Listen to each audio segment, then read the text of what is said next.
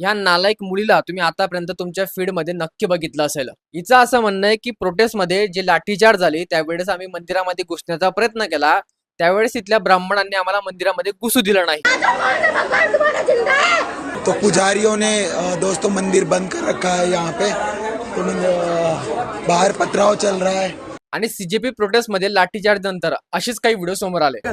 हमारे धर्म के मंदिर का गेट बंद हो गया, लेकिन अल्लाह की मस्जिद खुली रही. आणि ही मुलगी आपल्याला स्पष्टपणे तिच्या सर्व ग्रुप सोबत मंदिरामध्ये बसलेली आपल्याला दिसून येते. इतकंच काय तर ही मंदिरामध्ये एंट्री करते, तिचा सीसीटीव्ही सुद्धा समोर आलेला आहे. आणि सोशल मीडियावर नरेटिव्ह काय पसरवला गेला तर प्रोटेस्ट मध्ये लाठीचार्ज सुरू असताना मंदिराचे दरवाजे विद्यार्थ्यांसाठी बंद केले गेले. मुळात हे विद्यार्थी होतेच नाही. तुम्हाला प्रोटेस्ट करायचा आहे, तुमचा वैयक्तिक अधिकार आहे, तुम्हाला जे करायचंय ते करा, पण येऊन जाऊन तुम्ही हिंदू धर्मावर जे टीका करतात, हिंदू धर्माला बदनाम करण्याचं जे षडयंत्र करतात, त्याचा विरोध आम्ही करतो. आजकाल प्रत्येक ठिकाणी कॅमेरा असतो. तुम्ही किती खोटं बोललं तरी ते सर्व एक ना एक दिवस सर्वांच्या समोर नक्की येऊन जातं. आणि एकंदरीत या सर्व विषयामधून एक गोष्ट क्लिअर झाली की हा प्रोटेस्ट फक्त आणि फक्त हिंदू धर्माला बदनाम करण्यासाठी होता आणि ते स्पष्ट झालं.